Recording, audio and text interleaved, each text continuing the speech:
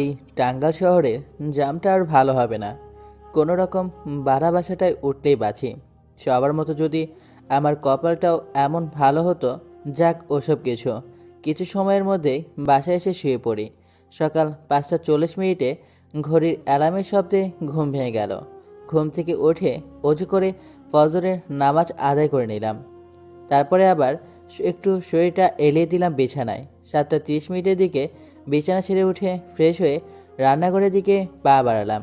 রান্নাঘরে গিয়ে একটা ডিম ভাজি করলাম, আর কালকে রাতের ভাত ছিল তাই একটু খেয়ে নিলাম। তারপরে সকাল 10টার পরে আবার ঠিকমতো ফ্রেশ হয়ে একটা সাদা শার্ট, কালো রঙের প্যান্ট আর কালো শু পরে বেরিয়ে পড়লাম। উদ্দেশ্য হলো একটা কোম্পানিতে চাকরির খবর পড়েছিলাম খবরের কাগজে। সেখানে ছোট একটা পদে কাজের জন্য ইন্টারভিউ যাচ্ছি, সেজন্য এসব পড়লাম। নয়তো সব সময় এমনি একটা গেঞ্জি আর প্যান্ট পরে থাকি।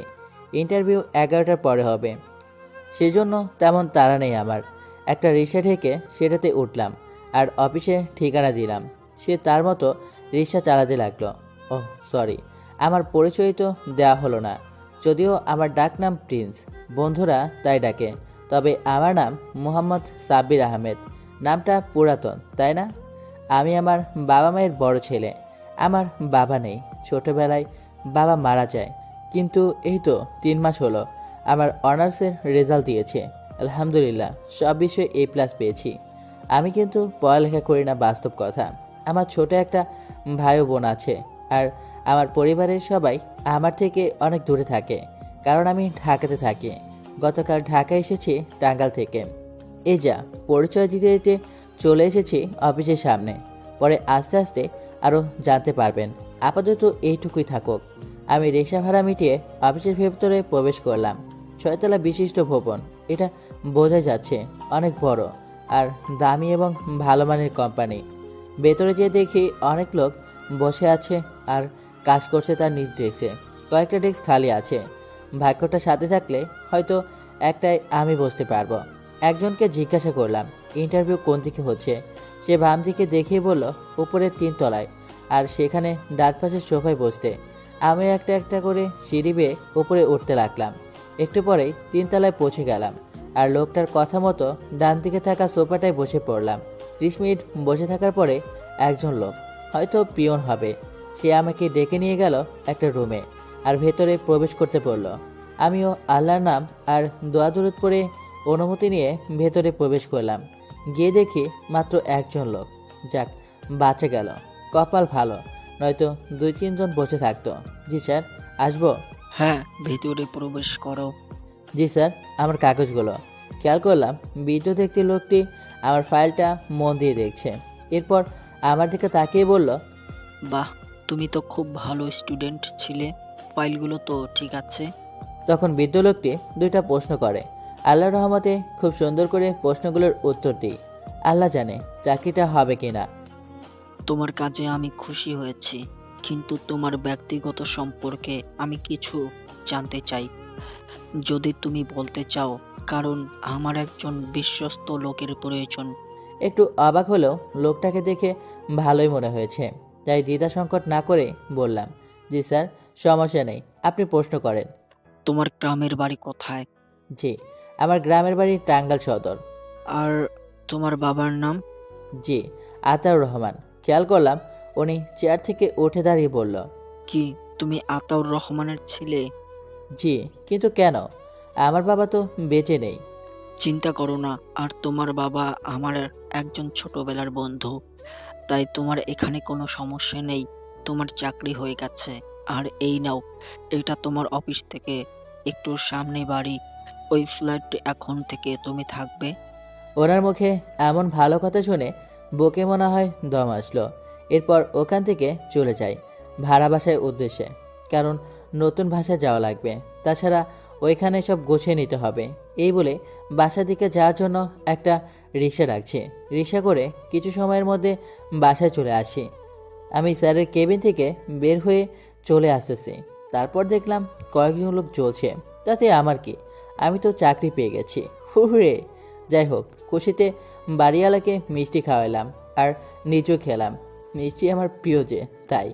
পরের দিন কাজের জন্য মনকে স্থির করলাম আর নিজেকে প্রস্তুত করলাম। আজকে আমি নতুন ফ্ল্যাটে শিফট হয়েছি, অনেক ভালো লাগছে। অফিস শেষে ফ্ল্যাটে আসার আগে ভাবলাম বাজার করে, যেই ভাবা সেই কাজ। বাজার থেকে এক হালি ডিম আর আলু কিনে আনলাম, মানে আজ ডিম আর আলুর তরকারি খাবো।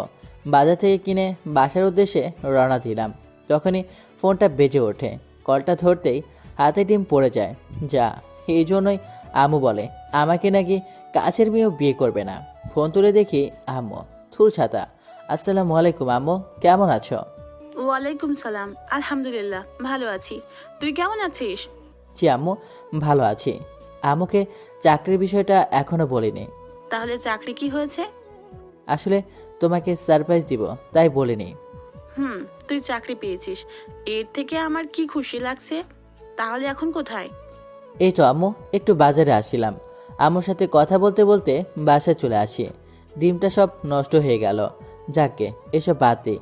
একটু ফ্রেশ হয়ে এসে রাইস কুকারে চাল তুলে দিলাম। ডিম আর আলু সিদ্ধ হতে এখনও 8 মিনিট লাগবে। তাই রুমটা লক করে বাসার নিচের দোকানটা এসে 4টা স্প্রাইট নিয়ে চলে আসলাম। আর কোম্পানি থেকেই সব দেওয়া আছে, টিভি, ফ্রিজ, খাট সব। স্প্রাইট 4টা ফ্রিজে রেখে তরকারি রান্নায় মন দিলাম। পুরো 45 মিনিট পরে খেতে বসলাম। খাবার খেয়ে শুয়ে পড়লাম। পরের দিন আবার অফিস আছে। সকালবেলা রেডি হয়ে অফিসে যাওয়ার উদ্দেশ্যে রওনা দিলাম। দৌড়াতে লাগলাম, কারণ অফিসে যেতে দেরি হয়ে গেছে। 10 মিনিটের মধ্যে অফিসে প্রবেশ করতে হবে, তাই দৌড়াচ্ছি। গার্ডেনের দিক দিয়ে গেলে মনে হয় সহজ হবে, তাই ওই পথ দিয়ে যাচ্ছিলাম। তখনই হঠাৎ করে একটা মেয়ের সাথে ধাক্কা খেয়ে পড়ে যায়। তখনই মেয়েটা আমাকে ঠাস করে চর বসিয়ে দিল। স্টুপিড ছোট লোক, দেখে চলতে পারিস না? তোর মা বাবা কি তোকে কমন সেন্স শেখায়নি?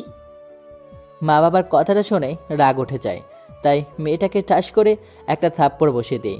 খেয়াল করলাম মেয়েটা রেগে বলে উঠল, ছোট লোকের বাচ্চা, তোর কত বড় সাহস আমার গায়ে হাত তুলিস? ওই বড়লোক বাবার ফকিন্নি মায়া। চুপ, আমি ভুল করেছি। তাহলে আমাকে যা বলার বল, কিন্তু আমার মা বাবাকে কেন হাঁটছিস তুই? আমার দেরি হয়ে যাচ্ছে, নয়তো। যাক, আমি আবার মেয়ে মানুষকে কিছু বলি না, এই বলে অফিসে চলে আসি। দেখেছিস ছেলেটার কি সাহস, তোকে থাপ্পড় দেয়। ও জানে না ওর কার গায়ে হাত তুললে। ওর প্রতিশোধ আমি সুদে আসলে নেব। কিন্তু কিভাবে? তুই তো ওই ছেলেটাকে জানিস না। ওর ঘাড়ে যে কার্ডটা দেখেছিস, ওটা আমাদের কোম্পানি। আমি ওকে দেখে নেব। চল। মা, তুই এত রেগে কেন আছিলি? এসব কেন ভাঙছিস? কি হয়েছে বলো আমাকে। ওর সাহস কি করে হয় আমার গায়ে হাত তোলার? কার এত বড় সাহস যে তোর গায়ে হাত তোলে? একবার বল, আমি ওকে পুলিশে দেব। তোমার কিছু করা লাগবে না, আমি করব। আর হ্যাঁ, কাল সবাইকে বলে দিবে এখন থেকে আমি অফিসে যাব। অফিসে গিয়ে নিজের ডেস্কটা খুঁজে পাচ্ছিলাম না, এদিক ওদিক খুঁজছিলাম। তখনই আরেকটা মেয়ের সাথে ধাক্কা লাগে, কিন্তু মেয়েটা কিছু বলল না। মেয়েটা আমাকে দেখে হেসে বলে উঠল, আপনাকে এখানে আগে দেখিনি। জি, আমি নতুন জয়েন হয়েছি। খেয়াল করলাম মেয়েটা ড্যাব ড্যাব করে আমার দিকে তাকিয়ে আছে। তখন আবার বলল, ওই যে চাচাকে বললে দেখিয়ে দিবে। আর আমার নাম নেহা, আপনি? পরে বলবো। এটা বলে আমি ওখান থেকে চলে আসলাম আর পিয়ন চাচার থেকে আমার ডেস্কটা দেখে নিলাম। সেখানে যেয়ে বসলাম। মেয়েটার কথা মনে পড়ল। ও সরি, ওর নাম তো নেহা। নেহার ব্যবহারও ভালো, অন্য মেয়েদের মতো বদমেজাজি না। আমি বসে বসে কাজ করছি, তখনই দেখলাম মেয়েটা আমার কাছে এসে বলল, এই যে, আপনি কিন্তু আপনার নামটা বললেন না। জি, আমাকে সবাই প্রিন্স বলে ডাকে। ও আচ্ছা, তাহলে কাজকাম কেমন চলছে? জি, আলহামদুলিল্লাহ ভালো। আপনার? Same to. জানেন, স্যারের একটা রাগী মেয়ে আছে, কিছুদিন আগেই বিদেশ থেকে দেশে ফিরেছে। শুনেছি 2 বছর আগে পড়াশোনা শেষ করেছে, কিন্তু দেশে ফেরেনি। কিছুদিন আগে নাকি দেশে আসছে, আর এখন এই কোম্পানির চেয়ারে বসবে। ও আচ্ছা, তাহলে তো আমার থেকে 2-3 বছরের সিনিয়র হবে। হ্যাঁ, আপনি কিন্তু হিসাব করে চলবেন। আমার এত কেয়ার করার জন্য ধন্যবাদ। আরে না, নিজের মানুষ মনে করেন। মানে? কিছু না। এটা বলে নেহা এখান থেকে নিজের কেবিনে চলে যায়। এরপরে কাজ করতে করতে বিকেল হয়ে যায়। একটু পর নেহা এসে ডাক দিল। দুপুরে খেতে যাবে না? না, আমি আজকে খাবার আনিনি, তাই এখনই বাসা চলে যাব। চলো, আমরা আজকে রেস্টুরেন্টে গিয়ে খেয়ে আসি। না, আজকে না, অন্য একদিন। আজকে আমার বাসায় যেতে হবে, বাসায় একটু কাজ আছে। দেখলাম নেহা মন খারাপ করে এখান থেকে চলে যায়। আমি আর কিছু বললাম না। আমি ব্যাগ গুছিয়ে ওখান থেকে রুমে যাওয়ার উদ্দেশ্যে রওনা দিলাম। বাসায় এসে দেখি বিড়ালে সব কিছু ফেলে দিয়েছে। হারামজাদা, সব কিছু আমার ফেলে দিয়ে এখন কি আরামে বসে আছে। কি আর করার, তাই বাজারে গেলাম। বাজারে গিয়ে কিছু সবজি কিনে বাসায় আসলাম। বাসায় এসে রান্না করতে করতে রাত হয়ে যায়, তাই রান্না করে খেয়ে শুয়ে পড়ি। মধ্যরাতে উঠে গেলাম তার কাছে, পেছন থেকে তার পেটে হাত দিয়ে জড়িয়ে ধরলাম। তার শরীরটা শিউরে উঠল, আর তার চুলের মধ্যে নাক ডুবে দিলাম। চুল থেকে মাথার করার মতো সুগন্ধ বের হচ্ছে, নিজেকে নেশাগ্রস্তের মতো লাগছে। ওর কানে ফিসফিসিয়ে বললাম, হেই, তোমার চুল থেকে মাথাল করার সুগন্ধ আসছে কেন? কথাটা বলেই ওর কাঁধের উপর থেকে চুল সরিয়ে সেখানে আলতো করে চুমে দিলাম। আমার বউটা কেঁপে উঠল। এখনও পেটে হাত দিয়ে আছি, আর সে কাঁপছে। তখন তার কানের লতিতে একদমই হালকা কামড় দিলাম। সঙ্গে সঙ্গে আমার হাত শক্ত করে জড়িয়ে ধরলো। ওকে আমার দিকে মুখ করে দাঁড় করালাম। ওর গোলাপি ঠোঁট দেখে নিজেকে আর সামলাতে পারলাম না, টুবিয়ে দিলাম তার মিষ্টি ঠোঁটে আমার ঠোঁট। দিস টাইপ আদর অনলি ফর মাই বউ। হঠাৎ করে আদরের শব্দে ঘুম ভেঙে গেল। হায় হায়, বউটারে আদরও করতে পারলাম না। কত সুন্দর স্বপ্নটা ছিল। ইসরে, মিস করলাম আদরটা। বিছানা ছেড়ে উঠে ভালো মতো ফ্রেশ হয়ে অজু করে নামাজ আদায় করে নিলাম। আজকেও খাওয়া দাওয়া করে একটু আগেই বেরোলাম ফ্ল্যাট থেকে। অফিসে গিয়ে দেখি সব কিছু সাজাচ্ছে। তখন দেখলাম নেহা দাঁড়িয়ে আছে। ওকে গিয়ে জিজ্ঞেস করলাম, কি ব্যাপার, এমন সাজাচ্ছে কেন? কেন, তুমি জানো না? না, আমি তো কিছুই বুঝতে পারছি না। আজকে বসের মেয়ে নীলা চৌধুরী আসবে। ও আচ্ছা, শুনেছি নতুন ম্যাম নাকি অনেক বদরাগী। আল্লাহর অশেষ ধন্যবাদ। অফিসে ঢুকে দেখি অফিসের চেহারাই বদলে ফেলেছে, ফুল দিয়ে সাজিয়ে রেখেছে। কিছু সময় পর দেখলাম একটা BMW গাড়ি এসে অফিসের সামনে থামলো, আর আমি তো দেখেই থ হয়ে গেলাম। কি মানুষ নাকি সাক্ষাৎ একটা পরী! মানুষ এতটা সুন্দর হতে পারে কি করে? মায়াবী টানা টানা দুইটা চোখ, চুল বেঁধে রেখেছে, তবে খোলা রাখলে হয়তো আরও সুন্দর লাগতো। গোলাপি ঠোঁট দুইটা দেখেই কেমন জানি হারিয়ে যাচ্ছি, আর চোখের মায়ে তো আরও আগেই ডুবে মরেছি। সব মিলিয়ে যেন নীল আকাশের সেই পরীদের রানী আমার সামনে, কিন্তু এখনও মুখটা স্পষ্ট দেখা যাচ্ছে না। হঠাৎ আমার ভাবনায় ছেদ ফাটিয়ে দিয়ে গালে কষে একটা থাপ্পড় মারল। তাকে দেখি ম্যাম, আর ওনার মুখের দিকে তাকাতেই মনে হলো 5তলা ছাদ থেকে পড়ে যাওয়ার মতো অবস্থা। কারণ উনি আর কেউ না, সেদিনের মেয়েটা। খেয়াল করলাম মেয়েটা মানে ম্যাম দাঁড়িয়ে আছে রাগের দৃষ্টিতে। আমার কেবিনে আসো। আমি তোমাকে বলছি, আমার কেবিনে আসো। কোন দুঃখে যে ওই দিন লাগতে গিয়েছিলাম আল্লাহ জানে। আমার উপর কি নির্যাতন শুরু করে। যে জ্যান্দারাস মেয়ে রে বাবা। ম্যামের পিছু পিছু যার পর রুমে ঢোকার আগে নেহা বলল, কি ব্যাপার ম্যাম, এত রেগে আছে কেন? আমি কি জানি? তাহলে তোমাকে ডাকছি কেন? সেটা তো ভেতরে প্রবেশ করলেই বলা যাবে কেন ডাকছে। কি আর করার, কেবিনের ভেতরে প্রবেশ করতেই ম্যাম রাগী গলায় বলে ওঠে, জি আসুন। বাহ, কি সুন্দর করে কথা বলছে। মনে হয় কথার প্রেমে পড়ে যাব। এমনভাবে কথা বলেই হবে। মিসে এসব ভাবছি, কারণ এত সুন্দর করে ও ডাকেনি, ডাইনি একটা। আমি তো ম্যাডামকে দেখে অবাক হলাম। অনেক সুন্দর দেখতে তিনি, টানা টানা চোখ, তার ঠোঁটে হালকার উপর লিপস্টিক। তার ঠোঁট এমনিতেই সুন্দর, তার উপর আবার লিপস্টিক, অনেক সুন্দর লাগছে দেখতে। দেখলাম তিনি একটা জিন্সের প্যান্ট পরেছে, সেই রকম দেখতে লাগছে ম্যাডামকে। তারপর খেয়াল হলো ম্যাডাম তো আমাকে ডেকেছেন। যদি দেখে আমি তার দিকে তাকিয়ে আছি তাহলে আমার চাকরি নক আউট। তখন ম্যাডাম কে যেন ফাইল দেখছিলেন। আপনার নামটা জানো কি? জি, প্রিন্স আহমেদ। তো মিস্টার প্রিন্স আহমেদ, সেদিন আপনি আমাকে অপমান করেছেন, আমার সব বন্ধুদের সামনে আমাকে থাপ্পড় দিয়েছেন। চাইলে আমি আপনাকে অফিসের থেকে বের করে দিতে পারি, কিন্তু আমি তা করব না। আপনাকে দেখাবো আমার সাথে লাগার ফল কি হতে পারে। ম্যাম, আমি সরি। আসলে আমি সেদিন চুপ, একদম একটা কথাও বলবি না। আমি কিছু বললাম না, মাথা নিচু করে দাঁড়িয়ে রইলাম। এই ফাইলগুলো আজকের ভিতরে শেষ করে দিতে হবে তোকে। কিন্তু ম্যাম, এটা আমার কাজ না। আমি বলেছি তাই, এর বেশি কথা আর বলবি না। গালে হাত দিয়ে ফাইলটা হাতে নিয়ে মন খারাপ করে নিজের জায়গায় এসে বসলাম। অনেকগুলো ফাইল দিয়েছে, আজকে শেষ করতে হবে। সব কাজ কমপ্লিট করতে করতে রাত 10টা বেজে গেল। প্রায় সবাই চলে গেছে। যার সময় ম্যাডামের রুমে গিয়ে ফাইলগুলো দিয়ে আসার সময়।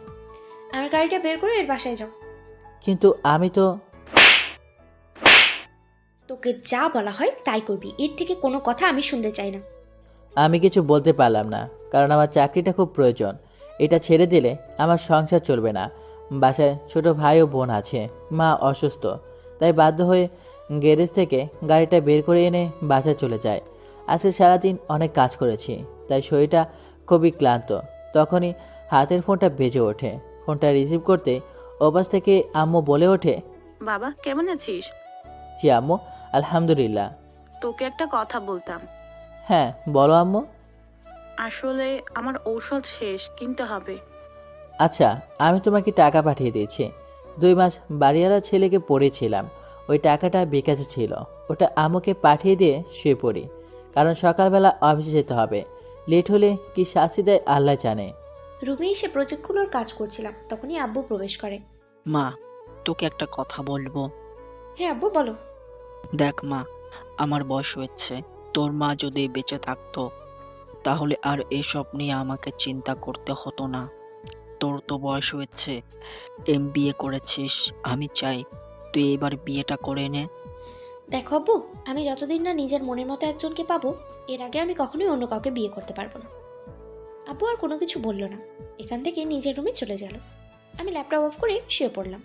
সকালবেলা রেডি হয়ে অফিসে যাওয়ার জন্য রওনা দিই। আজকে আগেই অফিসে চলে আসি। যাক, এখনও ডাইনি ম্যামটা অফিসে আসেনি। আমি নিজের ডেস্কে এসে বসে আছি, কারণ রাতে বাকি কাজগুলো করে ফেলেছি। তখনই দেখি নেহা আমার কেবিনে আসে হাতে কফি নিয়ে। তখন নেহা আমার হাতে একটা কফি দিয়ে বলতে লাগলো, সারাদিন তো কাজ করছো, একটু সময় তো দাও। মানে সময় মানে? না, বলছি নিজেকে সময় দাও। ইস, কি বলতে কি বলে ফেলছি, কিভাবে সামলাই, প্রথম ক্রাশ বলে কথা। ও আচ্ছা। আমি আর নেহা হেসে হেসে কথা বলছি। এর মধ্যে কখন যে রাগে ম্যামটা অফিসে চলে আসে বুঝতেই পারেনি। তখনই পিয়ন এসে ডাক দিল আর বলল, ম্যাম তার কেবিনে ডাকছে। আমি তো ভয়ে আধমরা হয়ে গেছি। আল্লাহ জানে এখন কি অত্যাচার করে। ভেতরে প্রবেশ করতেই, কারো কেবিনে প্রবেশ করতে যে অনুমতি নেওয়া লাগে সেটাও কি ভুলে গেছিস? Sorry ma'am. আমার মুখের ওপর কিছু ফাইল মেরে বলল, এসব কি? কেন ম্যাম ফাইল? এটা তো আমিও দেখছি। তোমাকে কি এখানে রোম্যান্স করার জন্য বেতন দেওয়া হয়? কই না তো, আমি তো একটু। আমার মুখে মুখে কথা বলিস ছোট লোকের বাচ্চা। দেখুন ম্যাম, আমাকে যা বলার প্রয়োজন বলেন, কিন্তু প্লিজ আমার বাবাকে কিছু বলবেন না। চল, আমি এখন পার্লারে যাব, গাড়ি বের কর। কিন্তু না থাক, কিছু বললাম না। যদি আবার কিছু বলি তাহলে মুখে আরেকটা লাগাবে, তাই কিছু না বলে চুপচাপ করে গাড়ি বের করতে চলে যাই। কিছু সময় পর দেখলাম নীলার বান্ধবীদের নিয়ে গাড়ির সামনে আসে। তখন নীলা বলে ওঠে, কি রে দোস্ত, তুই তো দেখি এই ছেলেটাকে একেবারে গাড়ির ড্রাইভার বানিয়ে দিয়েছিস। তুই তো ভালো করেই জানিস এই নীলা চৌধুরী কি করতে পারে। যে একবার আমার সাথে লাগতে আসে তার আমি সর্বনাশ করে দিই। এটা বলে সবাই হাসতে লাগে। আমি কিছু বললাম না, কারণ চাইলে মুখের ওপর অনেক কিছু বলা যায়, কিন্তু আমার চাকরিটা প্রয়োজন। ছোট ভাই ও বোনের দায়িত্ব আমার ওপর, তাই এক মনে গাড়ি চালাচ্ছি। একটা সময় গাড়িটা পার্লারের সামনে এসে থামে। তখন গাড়ি থেকে নেমে নীলার এক বান্ধবী বলে, এই নে 100 টাকা, যা, এটা তোর বকশিস। তুই পারিসও বটে। আমি মাথাটা নিচু করে নিলাম, কারণ এখন যদি টাকা না নিই তাহলে এত মানুষের সামনে আমাকে অপমান করবে নীলা। বেশ কিছু সময় পর নীলাসহ ওর সব বান্ধবীরা বের হয়। তখনই কোথা থেকে কিছু ছেলে এসে নীলা ওর বান্ধবীদের হাত ধরে বলতে লাগলো, দোস্ত দেখ, মাইয়াগুলো একদম আগুন। আমার তো এখনই বাসর করতে ইচ্ছা করছে। খেয়াল করলাম ছেলেগুলো এসে নীলার হাত ধরলো আর বলল, সুন্দরী, তোমাকে আমার ভালো লাগছে, চলো আজ তোমাকে আমার করব। বেয়াদব, তুই জানিস আমি কে? আমি হচ্ছি নীলা চৌধুরী। কি? ও চৌধুরী বংশের মেয়ে? ওর বাবার সাথে আমাদের পুরনো দিনের হিসাব বাকি আছে, আজ সব হিসাব তোর থেকে তুলে নেব। এই তোরা দাঁড়িয়েছিস কেন? মালটাকে গাড়িতে তোল। আমি কিছু বলছি না। আমি দেখেও না দেখার মতো অন্য পাশ হয়ে দাঁড়িয়ে আছি। ওর বেশি অহংকার, তাই না? এখন ওর টাকা পয়সা ওর জীবন বাঁচাক। একটু আগে যে মেয়েটা আমাকে অপমান করেছে সেই মেয়েটা আমার কাছে এসে বলতে লাগলো, ভাইয়া প্লিজ নীলাকে বাঁচান না, নয়তো ওই ছেলেগুলো নীলার সর্বনাশ করে ফেলবে। কেন আমি বাঁচাতে যাব কেন? এটা আমার ডিউটি না, তা আমি পারবো না। আপনার ম্যাডাম তো সব কিছুই পারে, তাহলে ওকে বলুন নিজের সেফটিটা নিজে করতে। প্লিজ ভাইয়া, আমি আপনাকে অনুরোধ করছি, আপনি নীলাকে বাঁচান। এখানে যদি আপনার মা অথবা বোন হতো, তাহলে কি আপনি পারতেন এভাবে বসে থাকতে? মেয়েটার মুখে এসব কথা শুনে আমি আর চুপ থাকতে পারলাম না, দৌড়ে চলে গেলাম নীলাকে বাঁচানোর জন্য। তখনই দেখলাম বাজে দেখতে ছেলেটা নীলার হাতের একটি অংশ ছিঁড়ে ফেলেছে। তখনই দৌড়ে গিয়ে ছেলেটাকে ধরে একটা খুশি মারি, ছেলেটা ছিটকে গিয়ে পড়ে। এরপরে পাশে থাকা ওই ছেলে দুটোও আমার দিকে তেড়ে আসে, ও দুটোকেও আমার বেল খুলে ইচ্ছামতো পিটাতে থাকে। তখনই কোথা থেকে পুলিশ চলে আসলো। এমন অবস্থা দেখে ওই ছেলেগুলো জিপে করে থানা নিয়ে যায়। আমি খেয়াল করি নীলার হাতের অংশটা ছেঁড়া, তাই আমি আমার গা থেকে শার্টটা খুলে দিয়ে ওর গায়ে পরিয়ে দিই। নীলার বান্ধবীরা এসে ওকে জড়িয়ে ধরলো। আমি আর কিছু না বলে ওখান থেকে চলে আসলাম বাসার উদ্দেশ্যে। নীলা কিছু বলতে চেয়েও বলতে পারলো না। আজকে যদি ছেলেটা না থাকতো, তাহলে তোর যে কি অবস্থা হতো আল্লাহ জানে। আসলে নীলা, তুই ছেলেটাকে অনেক কষ্ট দিয়েছিস, এটা তুই ঠিক করিসনি। তোর কথা শুনে আমিও ছেলেটাকে কত অপমান করেছি। সত্যি বলতে ছেলেটাকে আমার খুব পছন্দ হয়েছিল, কিন্তু তোর জন্য কিছু বলিনি। আফসানার মুখে এসব কথা শুনে নিজেকে খুব অপরাধী মনে হচ্ছে। আসলে আমি ছেলেটার উপরে অনেক খারাপ আচরণ করেছি, যা আমার মোটেও করা উচিত হয়নি। এরপরে ওখান থেকে বাসায় চলে যাই। বাসায় এসে রুমে শুয়ে আছি আর ভাবছি, আমি কি আসলে অহংকারী? আমি যে এখনো প্রিন্সের সেই শার্টটা বুকে জড়িয়ে আছি খেয়ালই করিনি। ওই শার্টের মধ্যে একটা অদ্ভুত একটা গন্ধ নাকে আসছে। কেন জানি না, ওর এই গন্ধের মাঝে আমি একটা নেশা কাজ করছে। ওর এই নেশার মধ্যে আমি যে কখন ডুবে গিয়েছি বুঝতেই পারিনি। বাসায় আসতে ফোনটা বেজে ওঠে। ফোনটা হাতে নিয়ে দেখি আনোয়ার নাম্বার।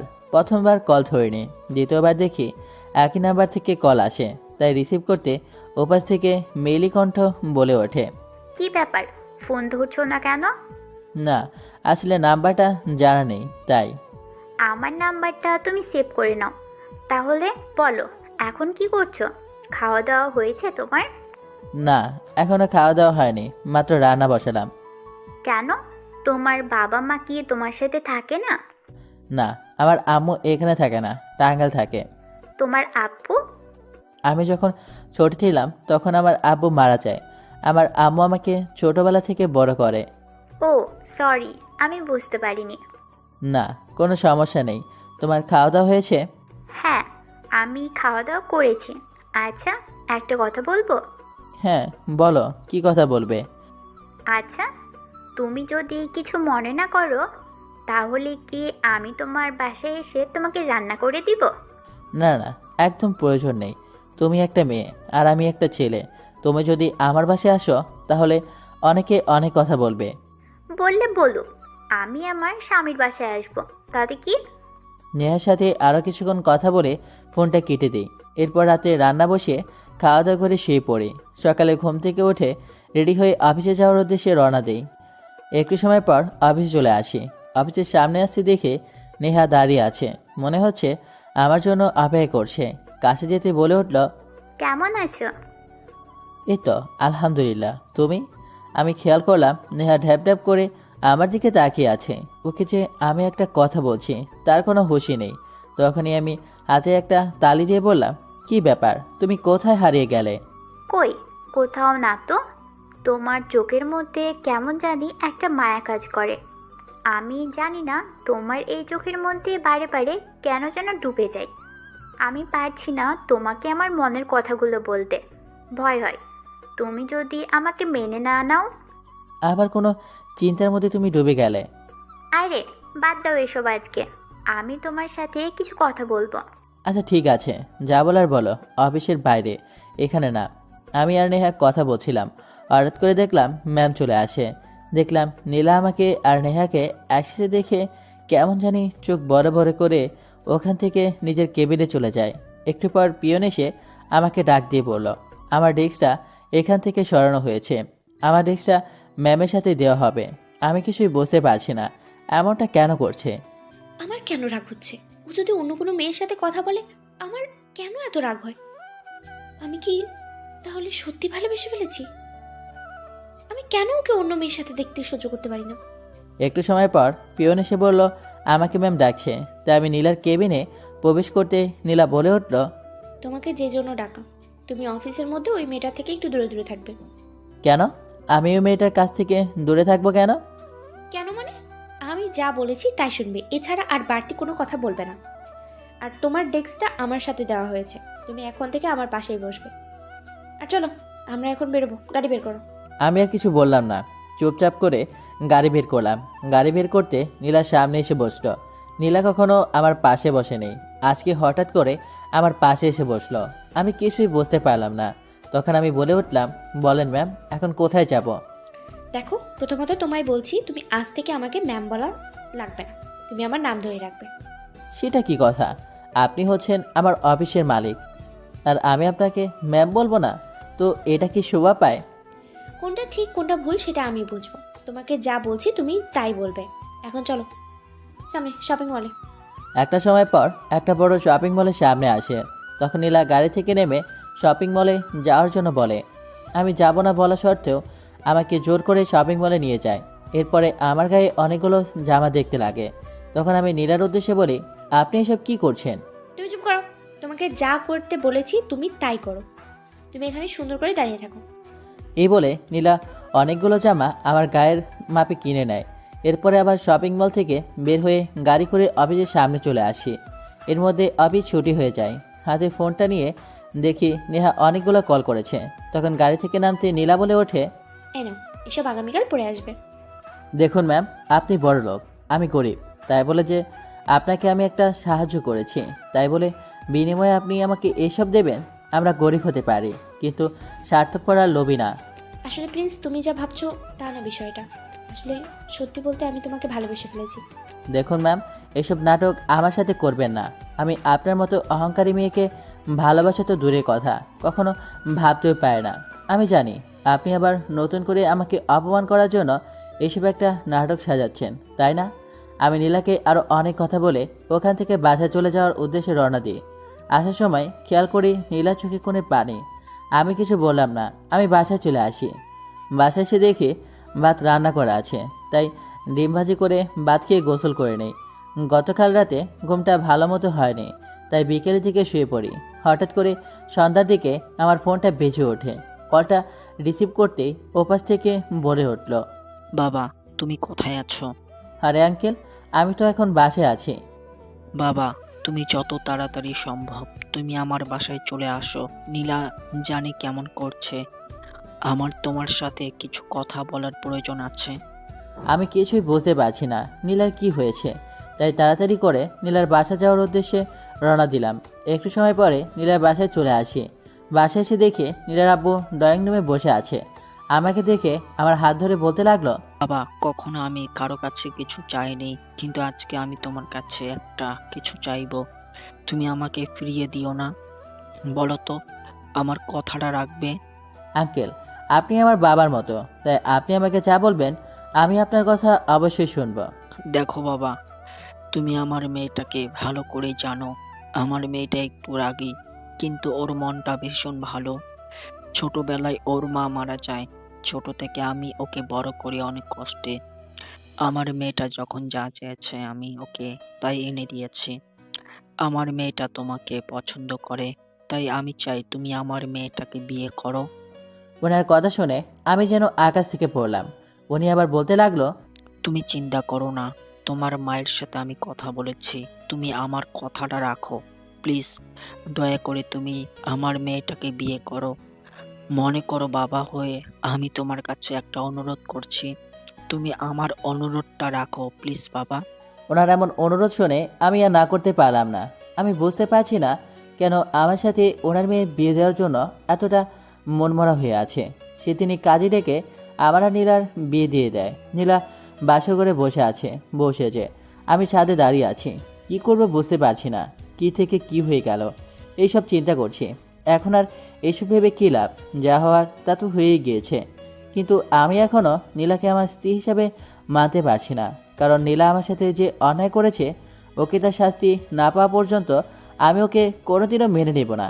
কিছুক্ষণ পর আমি ছাদ থেকে নিচে নেমে বাসের ঘরের ভিতরে প্রবেশ করতেই দেখি নীলা বেনারসি সাজে খাটের উপর বসে আছে। আমাকে ভিতরে প্রবেশ করতে দেখে ওর সামনে গিয়ে আমার পা ধরে সালাম করতে আমি পা সরিয়ে নেই। তুমি আমার সাথে এমন কেন করছো? আমি তো তোমার স্ত্রী। দেখো, এই বিয়েতে আমার একদমও মত ছিল না। আমি জানি তুমি তোমার বাবাকে বলে আমাকে বিয়ে করেছো। তুমি আমাকে যদিও জোর করে বিয়ে করো, তুমি কখনো আমার থেকে তোমার স্বামীর অধিকারটা পাবে না। আমি কখনো তোমাকে আমার স্ত্রীর অধিকারটা দেব না। আমি জানি আমি তোমার সাথে অনেক অন্যায় করেছি। তুমি আমাকে দয়া করে ক্ষমা করে দাও। না, তোমার অন্যায়ের কোনো ক্ষমা হয় না। আর হ্যাঁ, তোমাকে দ্বিতীয়বার বলছি, তুমি কখনো আমার কাছে থেকে স্বামীর অধিকার ফলাতে আসবে না। এটা বলে খাটের উপর শুয়ে পড়লাম। আর হ্যাঁ, আরেকটা কথা, এইসব যেন তোমার বাবা না জানে। আমার শরীরটা খুব ক্লান্ত লাগছে, তাই আমি খাটে এসে শুয়ে পড়লাম। খেয়াল করলাম নীলা এখনও দাঁড়িয়ে দাঁড়িয়ে কান্না করছে। আমি ওদিকে ধ্যান না দিয়ে শুয়ে পড়লাম। মধ্যরাতে বুকের মধ্যে ভারী কিছু অনুভব করছিলাম। চোখ খুলে দেখে নীলা আমার বুকের উপর আমাকে জড়িয়ে ধরে শুয়ে আছে। আমি উঠবার চেষ্টা করতেছি, বাট উঠতে পারতেছি না। তাই নীলাকে যে না বুকের উপর থেকে সরাতে যাব, ঠিক তখনই আগের তুলনায় অনেক বেশি জোরে জড়িয়ে ধরলো। আমি যতই সরিয়ে দিতে লাগি, সে ততই জড়িয়ে ধরে। অনেক চেষ্টা করেও কোনো লাভ হচ্ছে না, তাই এত করে ডাকতেছি, সারা কোনো উপক্রমে নেই। এবার মাথাটা গরম হয়ে গেল, তাই নীলাকে জোর করে সরিয়ে দিতে গিয়ে দিলাম এক ধাক্কা। ধাক্কাটা এক প্রকার জোরে দিয়েছি, তাই নীলা সামলাতে না পেরে বিছানা থেকে ফ্লোরে পড়ে যায়। নীলা নিচে পড়ে গিয়ে আমার দিকে তাকিয়ে বলল, তুমি আমাকে নিচে ফেলে দিতে পারলে? না পারার কি আছে? আপনি আমার কে যে আমার বুকে ঘুমাবেন? আমি তোমার কেউ না। না, আপনি আমার কেউ না। আমার বুকে আপনাকে শোভা পায় না। কান্না করতে করতে এগিয়ে এসে আমার বুকে মাথা রেখে আমায় জড়িয়ে ধরে বলে, আমায় মাফ করে দাও প্লিজ। আমি তোমার ওই বুকের মধ্যে আমাকে একটু জায়গা দাও। আমি তোমার বুকে মাথা রেখে ঘুমাতে চাই। নীলার কথায় অনেক কষ্ট দেখলাম। ভাবলাম ও মনে হয় সত্যি আমাকে ভালোবাসে। কিন্তু না, আমার মনে পড়ে গেল সেই দিনের কথা, যেদিন নীলা আমাকে সব কলিগদের সামনে চরিত্রহীন বলে গালি দিয়েছিল। ওর সব বন্ধুদের সামনে আমাকে অপমান করেছিল, কারণ আমি একটা ছোট লোক চরিত্রহীন ছেলে। আপনার মনে আছে আপনি আমায় কি বলেছিলেন? শুধু কান্না করেই যাচ্ছি, কারণ কথাগুলো সব ঠিক ছিল। কী বা বলবো যে ব্যবহার করেছি আমি। ও কি ভেবেছে আমি ওকে এত সহজে মেনে নেব? কখনোই না। ও আমাকে যতটা না কষ্ট দিয়েছে, তার থেকেও বেশি আমি ওকে কষ্ট দিব। নীলা ওখানে বসে কান্না করছে। আমি সকালবেলা উঠে চলে যাই অফিসে। অফিসে কেউ জানে না আমার আর নীলার যে বিয়ে হয়েছে। আমি গিয়ে নিজের কেবিনে বসলাম। একটু পর নেহা আমার কেবিনে আসে। আমাকে দেখে বলে ওঠে, আচ্ছা, তোমার কি হয়েছে? কতবার ফোন দিলাম, কিন্তু ফোন বন্ধ কেন আসছে? ও কিছু না, একটু কাজে ছিলাম, তাই মনে হয় ফোন বন্ধ ছিল। আচ্ছা, আমি তোমার জন্য একটা ভালো জজ। কি হলো, থামলে কেন? না, ওকে আমার পরিচয়টা দেওয়া যাবে না, কারণ ও যদি জানে আমাকে ভুল বুঝবে। ও ও কিছু না, বলছিলাম এই জবটা কেন করছো? আমার এই জবটা খুব প্রয়োজন, তাই করছি। আচ্ছা চলো না, আজকে বাইরে গিয়ে খেয়ে আসি। যখন এই পিএন এসে আমাকে ডাক দিল আর বলল, স্যার ওনার কেবিনে আপনাকে ডাকছে। আমি ওখান থেকে সোজা স্যারের কেবিনে চলে যাই। তখন স্যার আমাকে দেখে বলে ওঠে, প্রিন্স, কেমন আছো? আর তুমি আজকে দেখি অফিসে চলে আসছো। না আসলে কিছু কাজ ছিল তাই। এইসব কাজ পরেও করা যেত। আচ্ছা যাই হোক, তোমার সাথে একটা কথা বলার ছিল। হ্যাঁ বলুন। আসলে বাবা, আমার তো বয়স হয়েছে, এখন আমার এই সম্ভব হচ্ছে না। তাই আমি চাচ্ছি তুমি আর নীলা আমার এই ব্যবসার দেখাশোনা করো।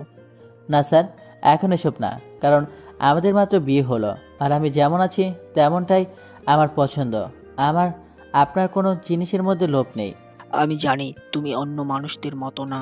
তোমার বাবা যেমন একজন সৎ ছিলেন, ঠিক তেমনই তুমিও তোমার বাবার মতো হয়েছো। এরপর স্যারের সাথে ব্যবসায়ী কিছু কথা বলে ওখান থেকে চলে আসি। অফিসে লাঞ্চের সময় হয়ে গিয়েছে। বের হয়ে দেখি নেহা এখনও দাঁড়িয়ে আছে আমার জন্য। আমাকে দেখে কাছে এসে বলে ওঠে, কি হলো, এত সময় কি করলে? এই তো একটু কাজ ছিল স্যারের সাথে। আচ্ছা ঠিক আছে, চলো আজকে আমরা একসাথে খেতে যাই। না আসলে আজকে আমার একটু কাজ আছে। সেটা কি কথা? আমি আজকে ভেবেছি আমি তোমার সাথে খাইতে যাব, কিন্তু তুমি বলছো তুমি যাবে না। না আসলে শোনো, এমনি তো তুমি এতদিন ধরে আমার ফোন ধরোনি, তারপর অফিসেও আসোনি। আমি তোমার কোনো কথা শুনতে চাই না। আজকে তুমি আমার সাথে লাঞ্চে যাবে, এটাই ফাইনাল। আমি আর কিছু বলতে পারলাম না। এরপর নেহার সাথে লাঞ্চ করতে গেলাম। একটু পর আমার হঠাৎ করে ফোনটা বেজে ওঠে। ফোনটা রিসিভ করতে দেখি ওপাশ থেকে একজন মেয়েলি কণ্ঠে বলে ওঠে, হ্যালো, তুমি কি বাসায় আসবে না? আমি তোমার জন্য খাবার রান্না করে রেখেছি। বুঝতে আর বাকি রইল না এটা নীলা। আমি খেতে যাচ্ছি না, আমি বাইরে খেয়ে নিচ্ছি। আসলে তোমার জন্য। নীলাকে আর কোনো কথা বলতে না দিয়ে ফোনটা কেটে দিই। এরপর নেহা চলে আসে। এরপর নেহাকে নিয়ে একটা রেস্টুরেন্টে যাই। ওখানে খাওয়া দাওয়া করে যখন বিল দিব তখন নেহা বলে ওঠে, দেখো, তুমি একদমই কিন্তু বিল দেবে না। আমি তোমাকে বলেছি আজকে আমি তোমাকে খাওয়াতে নিয়ে আসব, তাই তুমি কেন বিল দেবে? তুমি যদি বিল দাও তাহলে কিন্তু আমি তোমার সাথে আর কথা বলবো না। আমি বিলটা দিতে চাইছিলাম, কিন্তু নেহা জোর করে ও বিলটা দিয়ে দেয়। কিছুক্ষণ পর অফিসে চলে আসি। অফিসে বাকি কাজগুলো করে বাসা যাওয়ার উদ্দেশ্যে রওনা দিই। পথের মধ্যে আমার এক পুরনো বন্ধুর সাথে দেখা। ওকে দেখে চিনতে আমার বিন্দু পরিমাণও ভুল হয়নি। তখনই দৌড়ে গিয়ে বলতে শুরু করলাম, আকাশ, তুই এইখানে কি করছিস? আরে বন্ধু, তোর থেকে তো আমি বেশি অবাক হচ্ছি। তোর সাথে যে এতদিন পর আমার দেখা হয়ে যাবে আমি কখনো কল্পনাও করতে পারিনি। আমি কত যে তোর কন্ট্রাক্ট নাম্বার খুঁজেছি তার কোনো হিসাব নেই। আমি দেশে থাকা অবস্থায় একটা প্রাইভেট কোম্পানিতে জব নেই, এরপরে জবটা লেগে যায়, তাই আমি এখানে ঢাকায় চলে আসি। কিন্তু তোর সাথে আমার দেখা হবে কখনো ভাবতেও পারিনি। আচ্ছা, যেহেতু এখন দেখা হয়ে গেছে তাহলে আর কোনো চিন্তা নেই। এখন থেকে দুই বন্ধু মিলে আড্ডা দিব। এখন তাহলে বল, আন্টি কেমন আছে? আর তোর খবর কি? কি করছিস? তুই তো আমার সম্পর্কে সব কিছুই জানিস। তুই আমার সব থেকে কাছের একজন বন্ধু, যাকে আমি নিজে থেকেও বেশি বিশ্বাস করি। আরে বন্ধু, এখন পুরনো কথাগুলো বাদ দে, এখন বল কি করছিস? আমার সব ঘটনা বলার জন্য অনেকটা সময় লাগবে। চল, সামনে একটা লেকের পাড় আছে। তখন আমি আর আকাশ ওখানে গিয়ে একটা বেঞ্চের সামনে বসলাম। তখন আকাশকে আমার সাথে ঘটে যাওয়া সব কিছু খুলে বলি। সব কিছু শোনার পর আকাশ বলে ওঠে, দেখ বন্ধু, আমি তোর সব কিছু শুনেছি। আমি জানি তোর এখন বোঝার এবং কি করার যথেষ্ট বয়স আছে। তুই ভেবেচিন্তে কোন একটা ডিসিশন নিবি। তাই আমি বলছি, তুই যাই করিস না কেন একটু ভেবেচিন্তে করবি। আমি ধরে নিলাম নীলা তোকে অনেক অপমান এবং নির্যাতন করেছে, তাই বলে কি তুই ওর সাথে এমনটা করবি? আচ্ছা, তুই আমাকে একটা প্রশ্নের উত্তর দে তো, তুই কি নীলাকে ভালোবাসিস? আসলে বন্ধু, সত্যি বলতে আমি নীলাকে সেই প্রথম ধাক্কা হওয়ার পরে ওর প্রেমে পড়ে যাই। কিন্তু আমি কল্পনাও করতে পারিনি ও যে এতটা অহংকারী হবে। তাহলে তুই এখন কি করতে চাচ্ছিস? আমি চাই আমি যতটা কষ্ট পেয়েছি ওর থেকে দ্বিগুণ কষ্ট আমি ওকে দেব। দেখ, তোর যা ভালো মনে হয় তুই তাই কর, কিন্তু দেখিস এতে আবার বিপরীত না হয়ে যায়। আকাশের সাথে আরও কিছু সময় কথা বলে ওখান থেকে চলে আসি বাসার উদ্দেশ্যে। বাসায় আসতে দেখি রাত হয়ে গিয়েছে। বাসার সামনে এসে কলিং বেল দিতে একটু পর নীলা এসে দরজা খুলে দেয়। আমাকে এত লেটে আসতে দেখে নীলা বলে ওঠে, আচ্ছা, আসতে এত লেট হলো কেন? আমি কখন আসবো আর কি করব তা আমি আপনাকে বলতে বাধ্য নই। আমার এমন কথা শুনে নীলার মুখটা কালো হয়ে যায়। চোখ দেখে বোঝা যাচ্ছে আমার এমন ব্যবহারে ও খুব বেশি কষ্ট পেয়েছে। তখন নীলা আবার বলে ওঠে, আমি তোমার জন্য তোমার পছন্দের সব খাবার রান্না করে রেখেছি, খাবার টেবিলে এসো। নীলার হাত চেপে ধরে বললাম, হেই, আপনি কি চাচ্ছেন? আপনি যা বলবেন আমি তাই করব। দেখুন, এমনিতেই আপনি আমাকে আমার ইচ্ছের বাইরে বিয়ে করেছেন, তাই আপনি আমার কাছ থেকে কখনোই স্ত্রীর অধিকার ফলাতে আসবেন না। আর কি বলছেন, রান্না? আবার আমার জন্য? নাকি খাবারের মধ্যে কোনো বিষ মিশিয়ে রেখেছেন যা খেলে আমি মরে যাই আর আপনার সব প্রতিশোধ মিটে যাবে? আমার মুখে এসব কথা শুনে ছি, আমি কখনো কল্পনা করিনি তুমি। আর কিছু না বলে নীলা কান্না করতে করতে পাশের রুমে চলে যায়। আমি রুমে গিয়ে শুয়ে পড়ি। সকালবেলা ঘুম থেকে উঠে নীলার দিকে চোখ পড়তে দেখি ওর চোখের নিচে কালি দাগ বসে গেছে। মনে হয় রাতে অনেক কান্না করেছে। আমি ওর দিকে তাকিয়েও না তাকানোর ভান করে ওখান থেকে চলে যাই। অফিসে আসতে দেখি নেহা দাঁড়িয়ে আছে। ইস, আজকে তোমাকে অন্য দিনের থেকেও কিউট লাগছে। জানি না কেন ওকে এত ভালো লাগে। লাইফে হাজারো ছেলে আমাকে প্রপোজ করেছে, কিন্তু কখনো কাউকে পাত্তাও দিইনি। আজ জীবন থেকে এমন একজনকে এতটা ভালোবাসবো কখনো কল্পনাও করতে পারিনি। কি হলো, দাঁড়িয়ে আছো কেন? নেহা আমার মুখের দিকে তাকিয়ে আছে এক দৃষ্টিতে। কি হলো? প্রিন্সের কথায় ঘোর কাটে। কই কিছু না তো। তাহলে এখানে কেন দাঁড়িয়ে আছো? তোমার জন্য অপেক্ষা করছিলাম। ও আচ্ছা, চলো অফিসে যাই। নেহাকে নিয়ে অফিসে চলে যাই। আমি একটা জিনিস বুঝতে পারছি না, মেয়েটা আমাকে নিয়ে এত কেয়ার করে কেন? আমি অফিসে এসে নিজের ডেস্কে এসে বসে আছি, তখন পিয়ন এসে বলল আজকে নাকি অফিস ছুটি দিয়ে দিয়েছে, কারণ তার মেয়ের জন্মদিন। আমি বেশ একটা অবাক হলাম। আজকে যে নীলার জন্মদিন আমি নিজেও জানি না। মনে মনে ভেবে নিলাম নীলাকে অনেক কষ্ট দিয়েছি, ওকে এখন আপন করে নেব। পাখিটাকে আমিও সত্যি যে অনেক ভালোবেসে ফেলেছি, তাই তোর কষ্টগুলো আর সহ্য করতে পারছি না। এটা ভেবে সব কিছু গুছিয়ে নিয়ে বাসায় যাওয়ার উদ্দেশ্যে রওনা দিচ্ছিলাম, তখনই সামনে নেহা চলে আসে। এসে বলতে লাগলো, ওই আজকে তো অফিস বন্ধ, চলো না কোথাও গিয়ে ঘুরে আসি। না আসলে নেহা, আজকে আমার বাসায় অনেক একটা গুরুত্বপূর্ণ কাজ আছে, তাই আমি তোমার সাথে এখন কোথাও যেতে পারছি না।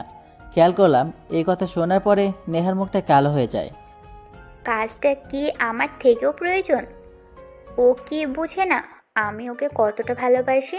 ওর এমন কি কাজ আছে যে আমার সাথে যেতে পারবে না? নেহাকে কোনো রকম বুঝিয়ে ওখান থেকে চলে আসে। তখন আকাশকে কল করতে আকাশ চলে আসে। আকাশকে সব কিছু খুলে বলতে তখন ও বলে ওঠে, দেখ মামা, তুই যেহেতু নীলাকে অনেক কষ্ট দিয়েছিস, এখন ভাবছিস মেনে নিবি, তাই তুই এখন কি করতে চাচ্ছিস? তখন আকাশকে আমার প্ল্যানের সব কিছু খুলে বলে। তাহলে বলছিস তুই আমাকে দিয়ে যেই ফেক ডিভোর্স পেপারটা আনিয়েছিস, ওটা তাহলে এসব ছিল? হ্যাঁ।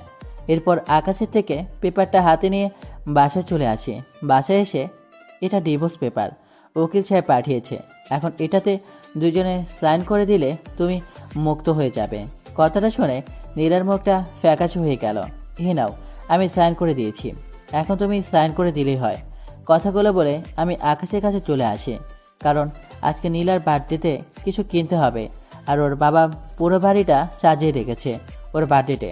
একটু পর ফোনটা বেজে উঠল। ফোনের দিকে তাকিয়ে দেখি স্যার ফোন করেছে। হ্যালো। প্রিন্স, তুমি এখনই হাসপাতালে চলে আসো। কেন স্যার, কি হয়েছে? নীলা? বলুন না, নীলার কি হয়েছে? ও ঠিক আছে তো? জানি না মেয়েটা কেন এমন পাগলামো করলো। সকালে হঠাৎ বাসায় গিয়ে সোজা নিজের রুমে চলে গেল। আমি পিছন থেকে ডাকার পর একটিবারও আমার ডাক শুনলো না। পরে আমি ঘরে গিয়ে দেখি সে বিষ খেয়েছে। কথাটা শুনে আমার পায়ের নিচ থেকে যেন মাটি সরে গেল। তার এক মুহূর্ত দেরি না করে তাড়াতাড়ি বেরিয়ে পড়লাম হাসপাতালের উদ্দেশ্যে। হাসপাতালে গিয়ে স্যারকে বললাম, স্যার নীলা কোথায়? আসলে পুরো কথাটা আর বলতে পারলাম না, এর মধ্যে ডাক্তার চলে এলো। আমি তাড়াতাড়ি ডাক্তারের কাছে গিয়ে জিজ্ঞেস করলাম, ডাক্তার ও ঠিক আছে তো? দেখুন, এত উত্তেজিত হয়েন না, উনি ঠিক আছে, একটু পর ওনাকে বেড দেওয়া হবে। ডাক্তার, আমি কি ওর সাথে দেখা করতে পারি? যান, কিন্তু তারপর আমি ভেতরে গিয়ে দেখি নীলা ঘুমিয়ে আছে। ওকে দেখতে একদম বাচ্চাদের মতো লাগছে। আমি গিয়ে ওর মাথার কাছে বসে আছি। একটু পর নীলা আস্তে আস্তে চোখ খুলল। তারপর আমি তাকে বললাম, কি ব্যাপার, এমন পাগলামো কেন করছো তুমি? কি করব বলো? তোমাকে যদি না পাই তাহলে এই জীবন রেখে কি লাভ বলো? তোমার সাথে যে খারাপ ব্যবহার করেছি, এতে করে তুমি আমাকে কখনো মেনে নিতে পারবে না। কেন বাঁচালে আমাকে? আমি মরে গেলে তো ভালোই হতো। নীলার কথা শুনে, তুমি আমাকে মারলে। মেরেছি, বেশ করেছি। আমার বউকে আমি মেরেছি, আর একবার যদি মরার কথা মুখে আনো তাহলে আবার মারবো, বলে দিলাম। ভালোবেসে ফেলেছি গো তোমায়। এই কদিনে তোমায় অনেক ভালোবেসে ফেলেছি। কথাগুলো আমাকে জড়িয়ে ধরে কেঁদে কেঁদে বলতে লাগলো। আমিও তাকে জড়িয়ে ধরে কেঁদে কেঁদে বললাম, আসলে এটা কোনো দুঃখের কারণ নয়, এটা হচ্ছে আনন্দের কারণ। আমিও যে তোমায় অনেক ভালোবাসি। যেদিন তোমায় প্রথম দেখেছি সেদিন থেকেই তোমায় ভালোবেসে ফেলেছি। তাহলে ডিভোর্স পেপারে সই করলে কেন? ওটা তো ডিভোর্স পেপার ছিল না। তাহলে? তুমি ভুলে গেছো, আজ তোমার জন্মদিন। ওটাতে তোমার জন্মদিনের শুভেচ্ছা কার্ড ছিল, আর তুমি সেটাকে ডিভোর্স পেপার ভেবে সুইসাইড করতে গেছো। তবে রে দুষ্টু, দেখাচ্ছি তোমাকে মজা। আরে আরে কি করো, ডাক্তার তোমাকে নড়তে বারণ করেছে। তারপর আমি নীলাকে জড়িয়ে ধরে কপালে ভালোবাসার স্পর্শ এঁকে দিলাম। এর মধ্যে স্যার এসে, আমি কি আসতে পারি? না, এখন কারো আসা যাবে না। এই পাগলি কি করো, ছাড়ো বলছি। স্যার দেখছি তো। দেখলে দেখো, আমার স্বামীকে আমি জড়িয়ে ধরেছি। ওকে, থাকো তোমরা। 2 দিন পর নীলাকে নিয়ে বাসায় ফিরলাম। রাতে নীলাকে বললাম, আমি কি সোফায় শোবো? কি বললা তুমি? সোফায় শুতে চাও এখনো? দাঁড়াও তাহলে। এই বলে আমাকে দৌড়ানি দিল। আমি দৌড় দিয়ে খাটে শুয়ে পড়লাম। নীলু আমার বুকে এসে শুয়ে পড়ল।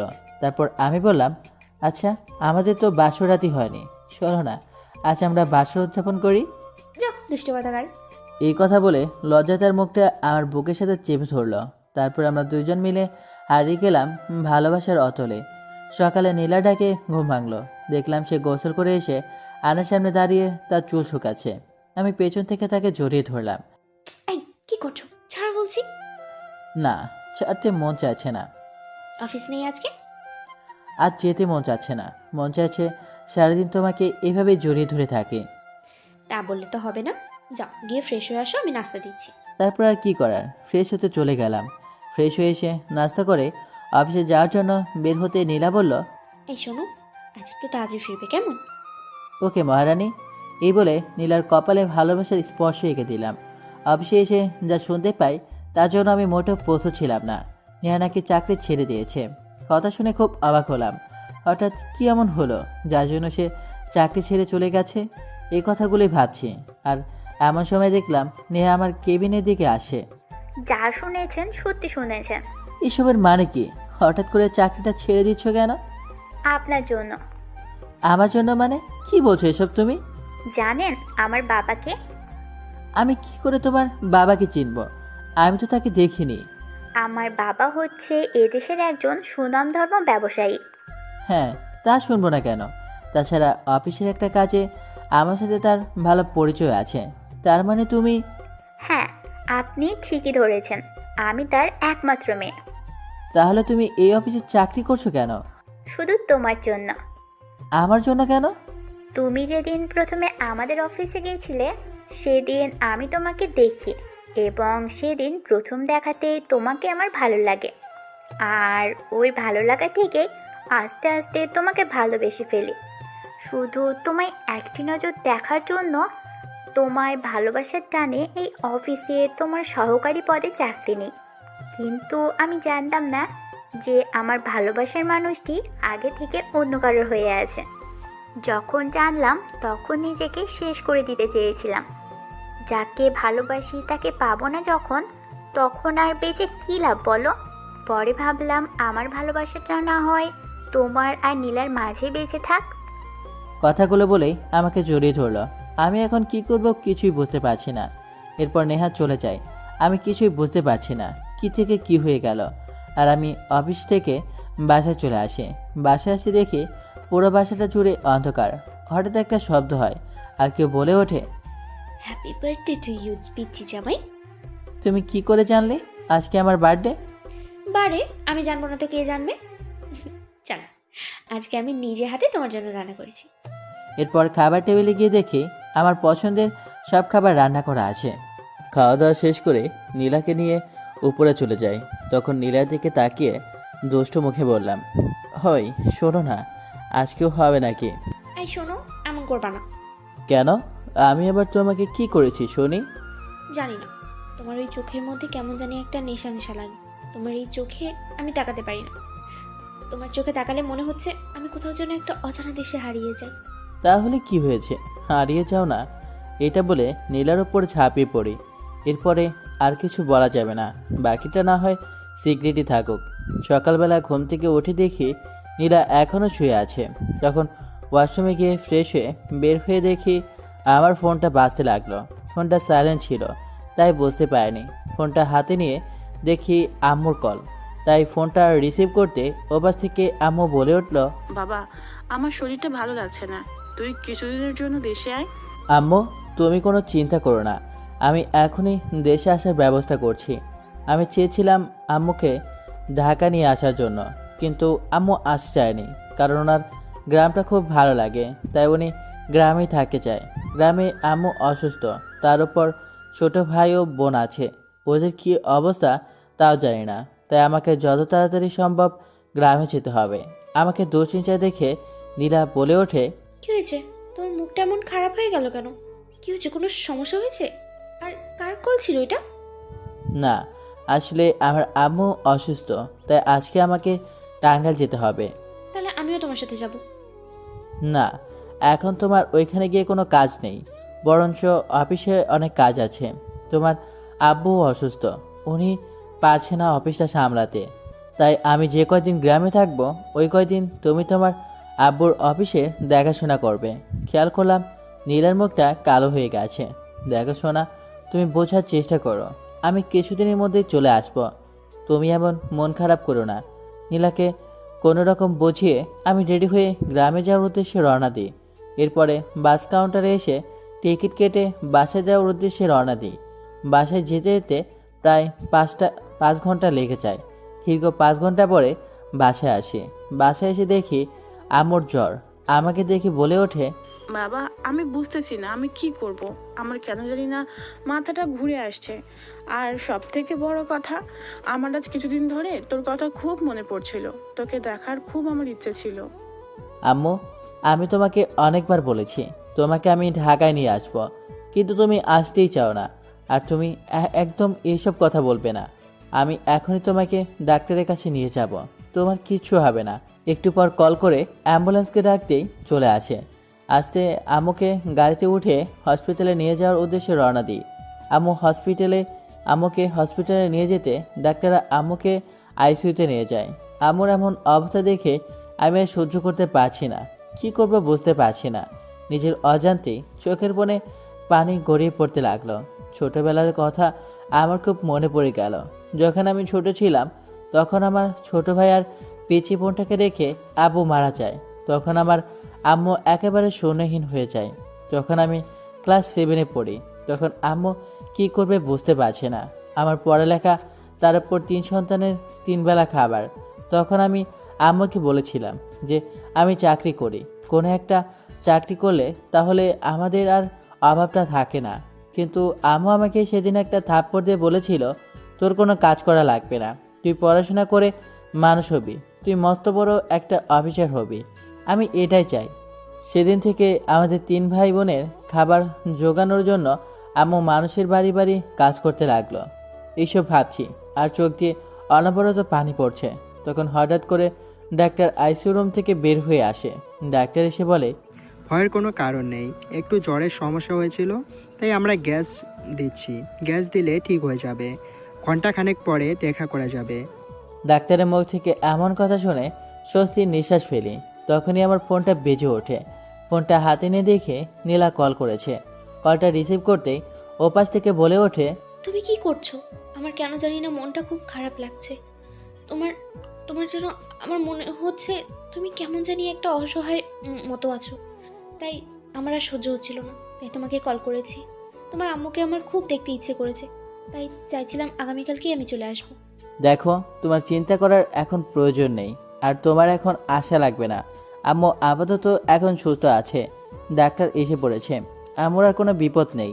নীলার সাথে আরও কিছুক্ষণ কথা বলে ফোনটা কেটে দিই। এরপর ঘন্টাখানেক পর আম্মুকে দেখতে যাই। আম্মুর কেবিনে গিয়ে আম্মুকে সুস্থ দেখে আমার যেন প্রাণ ফিরে পাই। তখন দৌড়ে আম্মুকে জড়িয়ে ধরে কান্না করতে থাকি। তখন আম্মু আমার এমন অবস্থা দেখে বলে ওঠে, এই পাগল ছেলে, কেউ এভাবে কান্না করে? দেখ, আমি ঠিক আছি। তুই কেন কান্না করছিস? বোকা ছেলে, তুই এখন বড় হয়ে গেছিস না? সব ছেড়েই তার আম্মুর কাছে ছোট থাকে। কিছুক্ষণ পর ডাক্তার এসে বলল আম্মুকে ঘুমের ইঞ্জেকশন দেওয়া লাগবে, কারণ আম্মু অনেক বছর ধরে ঠিকমতো ঘুমায়নি। এগুলো নাকি সব ঘুমের জন্য হয়েছে। আমি জানি আম্মু না ঘুমিয়েও আমাদের জন্য কাজ করেছে, যার ফলে আম্মুর আজকে এমন অবস্থা। তখন ডাক্তার এসে আম্মুকে একটা ইঞ্জেকশন দিয়ে যায়। কিছুক্ষণের মধ্যেই আম্মু ঘুমিয়ে পড়ে। প্রায় সন্ধ্যা হয়ে গেছে, তার উপর পিচি দুটা বাসায় একা আছে। আম্মু এখন ঘুমাচ্ছে। ডাক্তার 24 ঘন্টার জন্য একটা ইঞ্জেকশন দিয়ে গেছে, তাই বাসায় চলে যাই। বাসায় গিয়ে দেখি পিচি দুটা বাড়ির সামনে দাঁড়িয়ে কান্না করছে। আমাকে দেখে ছোট বোনটা জড়িয়ে ধরে কান্না করতে করতে বলে, ভাইয়া তুই এসেছিস, আমার খুব ভয় করছিল। পিচি বোনটাকে কোলে নিয়ে বাসার ভিতরে চলে যায়। আমাদের বাড়িটা বাবা মারা যাওয়ার আগে দোতলা করে যায়, কিন্তু অনেক বছর হওয়ার কারণে বাড়ির রংটা নষ্ট হয়ে যায়। রাতে আসার সময় খাবার কিনে নিয়ে আসি, পিচি দুইটাকে খাইয়ে ঘুম পাড়িয়ে দিয়ে আসি। ওরা দুজন যথেষ্ট বড় হয়েছে, কিন্তু ওদের মধ্যে এখনও সেই বাচ্চা মোটা রয়েই গেল। আমি খেয়ে শুতে যাব, তখনই নীলার ফোন আসে। আসসালামু আলাইকুম, কি করো? ওয়ালাইকুম আসসালাম, এই তো শুতে যাব। আম্মু কেমন আছে এখন? এখন আলহামদুলিল্লাহ ভালো আছে। ডাক্তার বলেছে কালকের মধ্যে বাসায় নিয়ে যেতে পারবো। নীলার সাথে আরও কিছুক্ষণ কথা বলে ঘুমিয়ে পড়ি। সকালবেলা ঘুম থেকে উঠে বাড়িটা পরিষ্কার করে এবং মেরামত করতে হবে, তাই কিছু লোককে বলে বাড়িটা সুন্দর করে মেরামত করে যেন নতুনের মতো করে দেয়। তখন মিমি ঘুম থেকে উঠে বলে, ভাইয়া আসলে আম্মু আমাকে যে স্কুলে ভর্তি করিয়ে দিয়েছে ওই স্কুলে ঠিকভাবে পড়াশোনা হয় না, আমি ওখানে পড়তে চাই না। আমি জানি টাকার অভাবে আম্মু ওদেরকে কোনো ভালো স্কুলে ভর্তি করায় নেই, সরকারি একটা স্কুলে ভর্তি করেছে। তুই কোনো চিন্তা করিস না, আমি তোকে ভালো একটা স্কুলে ভর্তি করে দিব। তখন মিমিকে আর রাজুকে দুজনকে নিয়ে একটা ভালো প্রাইভেট স্কুলে ভর্তি করে দিয়ে চলে আসি। তখন ওখান থেকে এসে আম্মুকে দেখার জন্য হসপিটালে চলে যাই। হসপিটালে এসে আমার কেবিনে যেতে দেখি আম্মু মাত্র জ্ঞান ফিরেছে। মানে যে ইঞ্জেকশনটা আম্মুকে দিয়েছে ওই ইঞ্জেকশনটার কারণে আম্মু সারাদিন হচ্ছিল না। এরপর আম্মুকে কিছু খাবার খাইয়ে একটু বিশ্রাম নিতে বলে। ডাক্তারের সাথে কিছু কথা বলি, ওখান থেকে নিয়ে নিচে যায়, কারণ আম্মুর জন্য কিছু ওষুধ নিতে হবে। তাই হসপিটাল থেকে ফার্মেসিতে যাই। তখনই হঠাৎ করে আকাশের সাথে দেখা। আকাশকে দেখে বলে উঠলাম, কিরে তুই হঠাৎ করে এখানে? আমি তো অবাক হচ্ছি, তুই এখানে কেন? আর আমি তো কিছুদিন আগে এখানে এসেছি আমার ফুপুর বাসায়, কিন্তু তুই এখানে কেন? তখন আকাশকে সব কিছু বলি। সব শুনে আকাশ বলে ওঠে, কি বলছিস তুই? তাহলে আন্টির এখন কি অবস্থা? আম্মা এখন মোটামুটি আলহামদুলিল্লাহ সুস্থ আছে। আচ্ছা তাহলে বল, তুই এখানে আর হঠাৎ করে কেন? একটা তো কল দিতে পারতি। দোশালা, ফোন বের করে দেখ কল কয়টা করেছি। তুই একটা ফোন ধরেছিস? আমি ফোনের স্ক্রিন দেখেই অবাক হই, কারণ নীলার অনেকগুলো কল উঠে আছে। তখন আকাশ আবার বলে উঠল, আসলে আমার ফুফাতো বোনের সাথে আমার বিয়ে ঠিক হয়েছে, কিন্তু তোকে জানানোর জন্য অনেকগুলো কল দিয়েছি, কিন্তু তুই একটা কলও ধরিসনি। আসলে অনেক বিজি ছিলাম রে। আকাশের সাথে আরও কিছু কথা বলে ওখান থেকে ওষুধ নিয়ে আকাশও হসপিটালে আসে। আকাশ আম্মুর সাথে কিছু সময় কথা বলে ওখান থেকে চলে যায়। তখন আম্মু বলে, মিমি কোথায় আর রাজু? আমি ওদেরকে ভালো একটা প্রাইভেট স্কুলে ভর্তি করে দিয়ে আসি, আর আমি চাই তুমি সহ সবাই এখন আমার সাথে ঢাকায় যাবে। না বাপ, তুই জানিস আমি এই গ্রাম এই দেশের মায়া ছেড়ে কোথাও যেতে পারবো না। তোর বাবার শেষ স্মৃতি আমি রাখতে চাই এখানে। কিন্তু মা, তুমি কিভাবে একা এখানে এই বাসায় থাকবে বলো? আমি জানি আমি শতবার বললেও আম্মু ঢাকা যাওয়ার জন্য রাজি হবে না, তাই ভাবলাম আমি যাওয়ার আগে একজন মহিলাকে রেখে দেব আম্মুর দেখাশোনা করার জন্য। তখন আম্মুকে আবার বললাম, ঠিক আছে, কিন্তু যখন তোমার ভালো লাগবে তখন কিন্তু আমার কাছে চলে আসবে। আম্মু একটা মুচকি হাসি দিল। বিকেলবেলা ডাক্তার এসে আম্মুকে রিলিজ দিয়ে দেয়। আম্মুকে নিয়ে বাসায় এসে দেখি বাসার দরজা খোলা, কিন্তু মিমি আর রাজুকে তো স্কুল থেকে ফেরার পরে অপেক্ষা করতে বলেছিলাম, কিন্তু দরজা খোলা কি করে? খেয়াল করলাম মিমি যেন একটা মেয়ের সাথে কথা বলছে। ভাবি ভাবি তুমি এসেছো, ভালো হয়েছে। ভাইয়ার সাথে আসো নাই কেন? তোমার শয়তান ভাই আমাকে নিয়ে আসেনি। ভাইয়া অনেক বাজি, ওর খবর আছে। কেন তোমাকে সাথে করে নিয়ে আসেনি? আমি আম্মুকে বাসার সামনে নিয়ে আসতেই দেখি হঠাৎ করে ঘোমটা দেওয়া একটি মেয়ে আমার সামনে এসে আমাকে পা ধরে সালাম করলো। আমি মেয়েটার দিকে তাকিয়ে অবাক হয়ে যাই, কারণ মেয়েটা আর কেউ না, নীলা। কিন্তু ও কি করে আমাদের বাসা চিনল? তখন দেখি নীলার বাবা বাসা থেকে বের হয়ে আসে আর বলে, এখন কেমন অবস্থা বিয়ান আপনার? আম্মুরও চিনতে আর বাকি রইল না, উনি যে আমার শ্বশুর আর ও হচ্ছে নীলা। তখন আম্মু বলে, আরে মা, তোমার সালাম করা লাগবে না, তুমি হচ্ছে আমার মেয়ের মতো, তুমি আমার সব সময় বুকে থাকবে। জি বেয়াই, আলহামদুলিল্লাহ ভালো আছি এখন। আমি কিন্তু আজ এখনই ঢাকায় চলে যাব, কারণ আমার একটা মিটিং আছে। এত দূর থেকে আসলেন আর কিছু না খেয়ে চলে যাবেন? তো কি হয়েছে, যেহেতু এটা মেয়ের শ্বশুর বাড়ি, তাহলে এমন না যে আসবো না, অবশ্যই এসে আপনার হাতের রান্না খেয়ে যাব।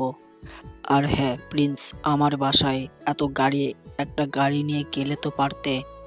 নীলার বাবা এটা বলে আমাকে বিদায় জানিয়ে ওখান থেকে গাড়ি করে ঢাকায় চলে যায়। তখন আম্মু বাসার ভিতরে প্রবেশ করে। তখন নীলা আমার কাছে এসে আমার শার্টের কলার চেপে ধরে বলে ওঠে, এই শয়তান, কয়টা কল দিয়েছি, একটা কল রিসিভ করেছিস? আসলে আমি খেয়াল করিনি। এটা না তো অন্য কিছু সঠিকভাবে বল, নয় কিন্তু তোর খবর আছে। নীলাকে জড়িয়ে ধরে বললাম, সত্যি সোনা। সত্যি তো? হুম, সত্যি, 3 সত্যি। আচ্ছা চলো তাহলে। কোথায় যাব? আমার শ্বশুর বাড়ি। তোমার শ্বশুর বাড়ি কোথায়? ধুর ছাতা, তোমার সাথে কথাই নেই। রাগ করে নীলা বাসার ভিতরে চলে যায়। ইস, মনে হয় একটু বেশি রাগিয়ে ফেললাম। তখন আমিও বাসার ভিতরে প্রবেশ করি। বাসায় এসে খাওয়া দাওয়া করে নিজের রুমে গিয়ে দেখি নীলা মুখ কালো করে একপাশে বসে আছে। আমার পাতলিটা কি রাগ করেছে? একদম কাছে আসবে না, আমি কারোর কিচ্ছু হই না, কেউ ভালোবাসে না। তাই একদম আমার কাছে আসার চেষ্টা করবেন। আচ্ছা ঠিক আছে মহারানী, আমি সরি। আচ্ছা বলো, তোমার রাগ ভাঙানোর জন্য কি করতে পারি? একটা শর্তে তোমাকে মাফ করে দিতে পারি, যদি তুমি আমাকে কোলে নিয়ে ছাদে যেতে পারো তাহলে। হ্যাঁ, তুমি যে মোটা, তোমাকে কোলে নিলে মনে হয়। আমাকে আর কিছু বলতে না দিয়ে আমার বুকে চেপে ধরে আমার বুকে অনেকগুলো কিল ঘুষি মারতে মারতে বলতে লাগলো, তবে রে আমি মোটু না? হাহ, তুই মোটু, শয়তান ফাজিল খচ্চর ছেলে কোথাকার। কি আর করার, মহারানী যেহেতু জেদ করেছে তাকে তো কোলে নিতেই হবে। তাই কোলে নিয়ে ওকে ছাদে নিয়ে গেলাম। নীলাকে কোলে নিয়ে ছাদে নিয়ে গেলাম। কোল থেকে নামিয়ে বললাম, মনে হচ্ছে একটা আটার বস্তা নিয়েছি।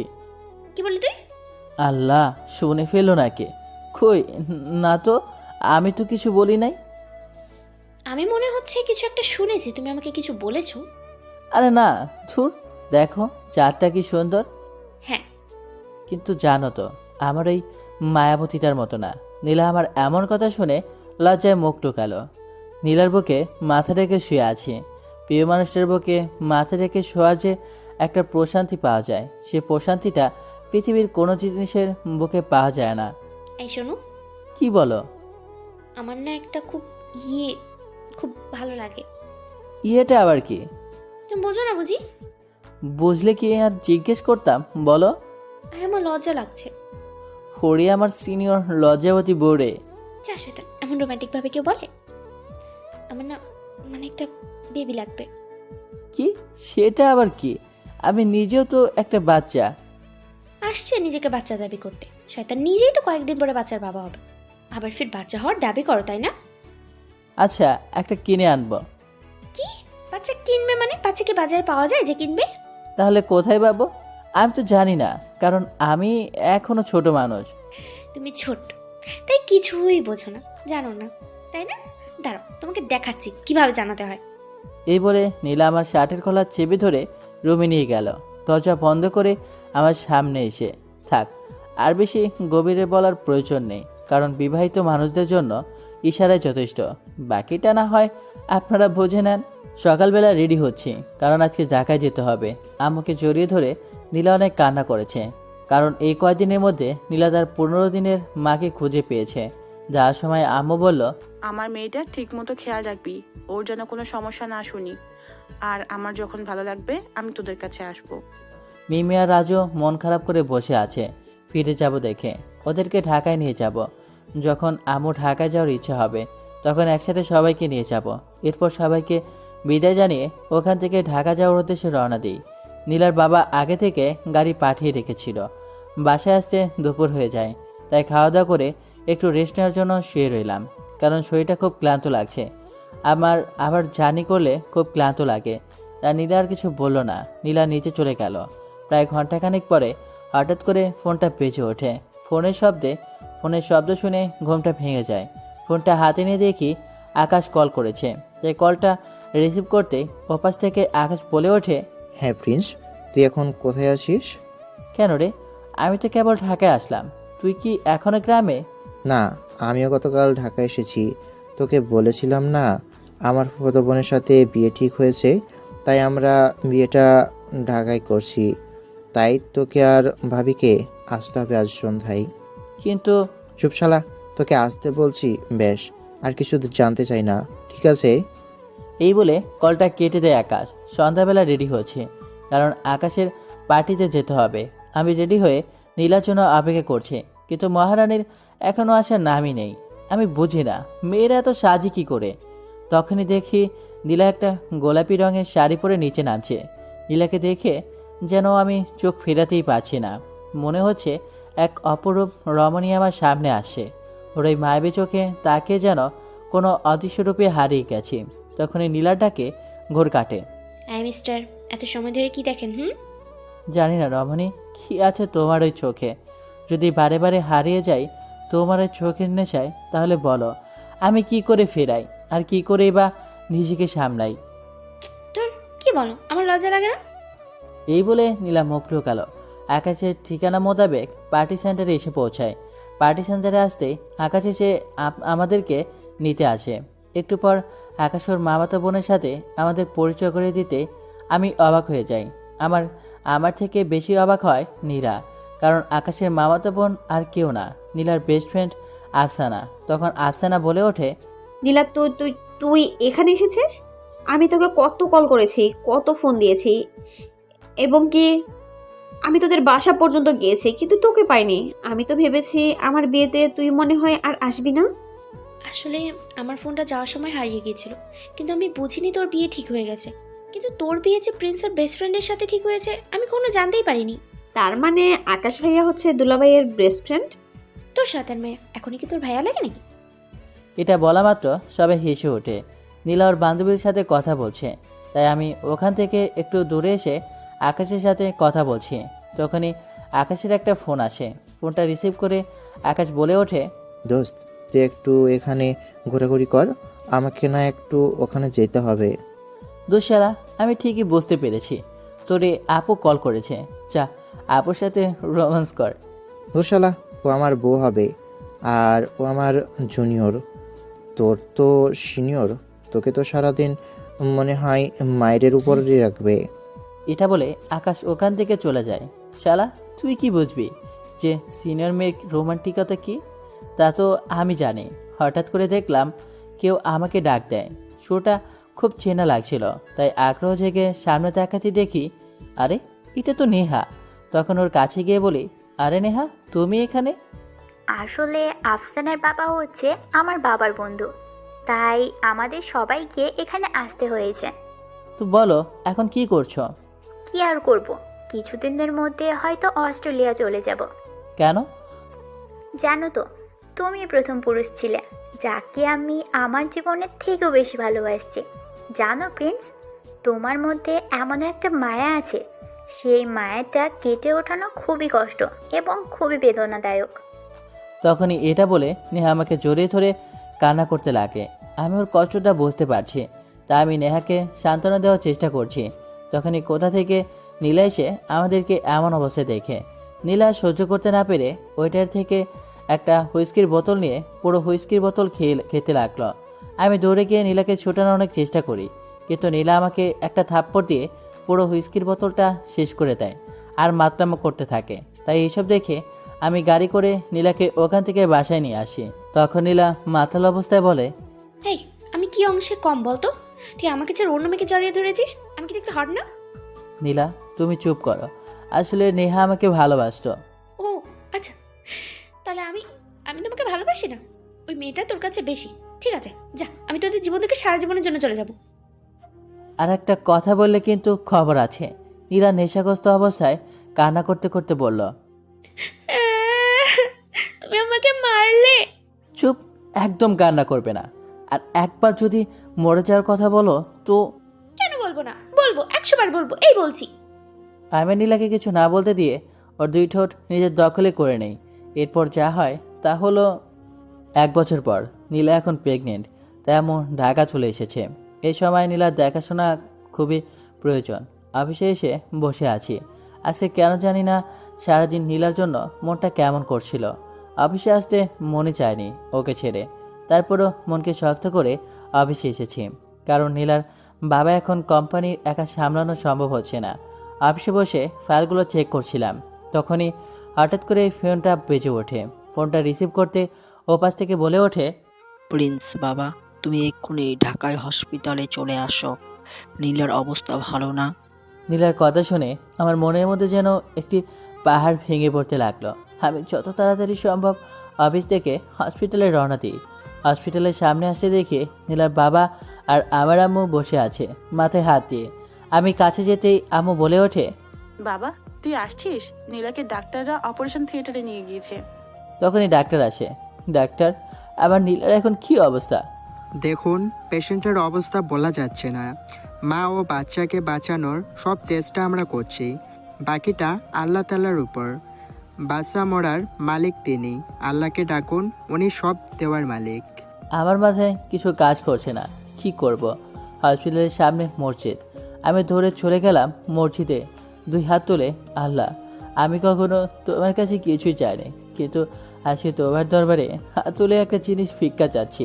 আল্লাহ, তুমি আমার নীলাকে আমার কাছে ফিরিয়ে দাও। আমার সন্তানকে এই দুনিয়ার মুখ দেখার সেই তৌফিকটা তুমি ওকে করে দাও আল্লাহ। এটা বলে আল্লাহ তাআলার কাছে কান্না করতে লাগলাম। প্রায় ঘন্টাখানেক পরে নীলার বাবা এসে বলতে লাগলো, বাবা, নীলার জ্ঞান ফিরেছে, তুমি নীলার কাছে যাও। এই কথা শোনার পরে আমি ছুটে যাই নীলার কাছে। গিয়ে দেখি নীলা আমার বাচ্চার সাথে খেলা করছে। আমাকে দেখে বলে ওঠে, তোমার চোখে এমন কালি দাগ কি করে হলো? ওই কিছু না। জানি, ভালো লাগবে না, তুমি আমার জন্য কান্না করেছো। দেখেছো, আমাদের বেবিটা তোমার মতো হয়েছে। মোটেও না, একদম তোমার মতো হয়েছে। বললাম না তোমার মতো হয়েছে? আমি বলছি তোমার মতো।